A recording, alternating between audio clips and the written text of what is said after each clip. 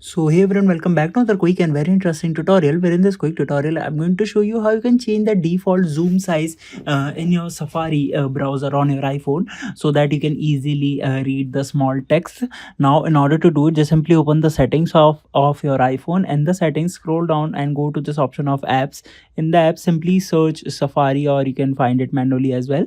Now simply open the Safari, and when you open it, here scroll down till the last. Whenever you see this option of page zoom, you can see it's right there. Just simply tap over there, and now here you're gonna see page zoom on all website. The current value is set, default value set to 100%.